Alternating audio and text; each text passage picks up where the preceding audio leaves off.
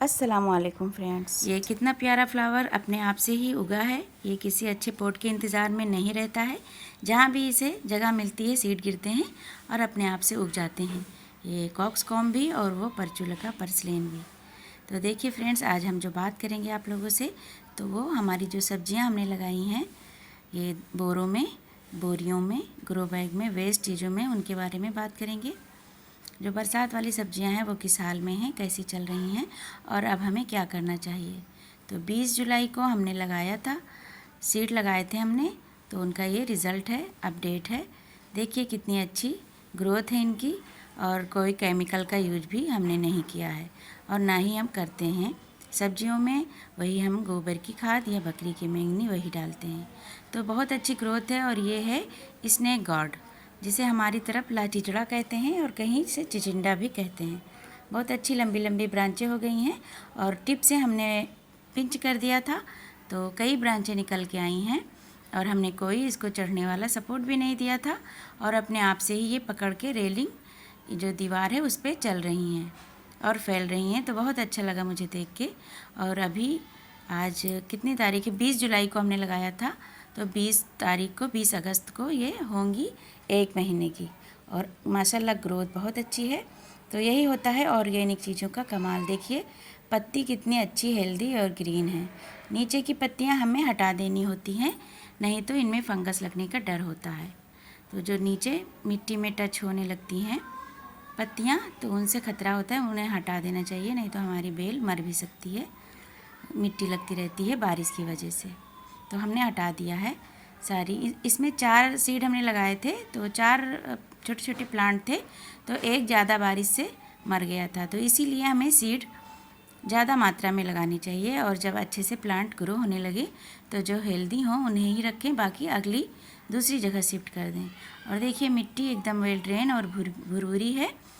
और हम जो नीचे वही गार्डन का वेस्ट जो भरते हैं, पत्तियां, टहनियाँ और किचन का जो छिलके होते हैं, किचन का वेस्ट जो होता है, सब्जियों के छिलके वगैरह, तो देखिए कितनी अच्छी खाद बन गई है। सर्दियों में हमने नीचे भर के और प्लांट लगाए थे और देखिए ये एक बोरी में भी ऐसे ही हमने नीचे सारा कचरा भरा हुआ था, तो अब बहुत अच्छी खाद बन के रेडी है। वही हम इनमें डालेंगे आज। हमें इनमें 1 महीने में खाद देनी है। अभी तक तो हमने कुछ भी नहीं दिया था। तो ज़्यादा खाद से भी प्लांट मर जाते हैं और बेलें सड़ जाती हैं और ज़्यादा पानी से। बस यही ख्याल हमें रखना होता है। जब थोड़े बड़े होने लगे, बेलें फैलने लगें, तो हमें महीने भर या 15 दिन पर इनमें खाद देनी है। और हम किचन वेस्ट का ही, ये जो बनाया है किचन वेस्ट, गार्डन वेस्ट का, यही खाद दे रहे हैं और यही हमारे सारे प्लांट इसी वजह से हेल्दी रहते हैं। यही राज है, बहुत हेल्दी रहते हैं। इससे फ्लावर भी बहुत अच्छे से खिलते हैं हमारे गार्डन में। और जो हम सब्जियां लगाते हैं, देखिए सब्जियां भी अच्छे से चलती हैं और इनमें देखिए हर नोड एरिया से देखिए फ्लावर के गुच्छे आ रहे हैं। देखिए ये फूल हैं इनके और इन्हीं में से स्नेक गार्ड जो होती है लंबी लंबी, तो वो बनेंगी। तो बहुत एक्साइटेड हैं हम देखने के लिए, पहली बार लगाया है। इसकी बहुत तारीफ़ सुनते थे, बहुत अच्छा लगता था कि ये बहुत जल्दी जल्दी बड़े होते हैं, तो वही अब देखना है। और ये ककड़ी है जो सीड हमने फरवरी में लगाए थे, तो कुछ सीड इसमें रह गए होंगे, तो अपने आप से उगे थे बहुत छोटे से ग्रो बैग में। वो भी फटने वाला था, फट गया था बिल्कुल। तो इसको भी हमने बोरी में, जो हमारी बोरियों में किचन वेस्ट और गार्डन वेस्ट था, उसी में हमने इसको रिपोर्ट कर दिया है। बड़ी बोरी में जो सर्दियों में हमने प्लांट लगाए थे, तो वो सारा ही कचरा जो था वो बहुत अच्छे से खाद बन गई थी, उसी में हमने इसे शिफ्ट कर दिया है। और देखिए कितनी अच्छी ग्रोथ है। और ये खीरा है और इसी में एक ककड़ी का भी प्लांट है। तो दोनों बेलें आपस में अच्छे से चलेंगी और बारिश में बहुत अच्छे से इसकी ग्रोथ होती है बेलों की। तो अब इसमें फ्लावरिंग हो रही है, तो देखें आगे फीमेल फ्लावर भी आएगा, तो आगे से पिंच कर देंगे इसको, जिससे इसमें कई ब्रांचें आएंगी। जितनी भी नोड एरिया हैं वहाँ से ब्रांचें छोटी छोटी निकल रही हैं, नहीं नहीं। तो यही फ़ायदा होता है पिंचिंग करने का। जो हम टिप से आगे थोड़ा कट कर देते हैं, पिंच कर देते हैं, तो बहुत ढेरों इसमें ब्रांचें निकल के आएंगी और उनमें अच्छे से फ्लावरिंग होगी। और फीमेल फ्लावर भी तभी निकलते हैं ज़्यादा जब हम पिंच करते रहते हैं, आगे से तोड़ देते हैं, तो ये अच्छे से फैलती है, ग्रोथ लेती है। तो बोरियों में भी बहुत आसानी से देखिए सब्जियां उगाई जा सकती हैं और अच्छे से हमें हार्वेस्टिंग भी मिलती रहती है। और ये हमारी तुरई की बेल है, इसमें भी 4 सीड हमने लगाए थे, तो 2 बहुत अच्छी चल रही हैं और एक छोटी है। और इसी में बैंगन के प्लांट हैं 2, एक गोल वाला बैंगन है और एक लंबा वाला। तो 3 साल के हो गए हैं ये प्लांट हमारे, अभी तक हमें अच्छे से दे रहे थे फ्रूटिंग और फ्लावरिंग। देखिए इसको भी हम आगे से टिप से पिंच कर देंगे और इसमें भी बहुत ढेरों ब्रांचें निकल के आएंगी। तो 20 दिन का अभी नहीं हुआ है हमारा प्लांट और देखिए कितनी अच्छी ग्रोथ है। तो हम बकरी की मेंगनी डालते हैं तो उससे बहुत अच्छा रिज़ल्ट हमें मिलता है। देखिए कितना अच्छा है, कितना हेल्दी है हमारा प्लांट। और ये ऊपर की तरफ सहारा मांग रहा है और हमने अच्छे से कुछ दिया भी नहीं है अभी सपोर्ट इसको। और इधर वाले मछली वाले कंटेनर में अनार का प्लांट है और उसमें मक्के का भी प्लांट है। और इसमें तुलसी है, अपने आप से सीड से उगे हैं और बहुत ज़्यादा हेल्दी है, बहुत घना है, हेल्दी है। हमने कुछ किया भी नहीं है इसमें और बहुत घना है, कोई देखभाल भी नहीं करते हैं। और इधर ये करेला है, तो इसको ये भी टब में अपने आप से उगाया था, तो इसको इधर ट्रांसप्लांट कर दिया था और वो भी अच्छे से चल रहा है। उसकी टिप भी हमने पिंच कर दी है। और ये अपने आप से सीड से उगे हैं गुमफ्रेना, ये भी बहुत अच्छे से चल रहे हैं। तो यही राज है फ्रेंड, देखिए ये भी जितना भी वेस्ट है हमारे गार्डन का और किचन का कचरा है, जो छिलके निकलते हैं सब्जी और फलों के, वही है। तो देखिए कितना अच्छा ये भी खाद बन गया है, बहुत ही अच्छी तरीके से खाद बन के रेडी है। और ये क्यारी में है लौकी के प्लांट हैं, अभी छोटे छोटे हैं। और इधर ये कलर वाली बाल्टी में है, अपने आप से ये भी सीड से उगा था, जो हम पानी सब्जी धुल के और चावल और दाल धुल के डालते रहते हैं, तो सब्जियों के धुलने वाले पानी से ये उगा है अपने आप से। तो लोबिया है, बहुत अच्छे से उसमें लोबिया लग भी रही हैं। और इधर ये मिर्ची का प्लांट हमारा बहुत हेल्दी है।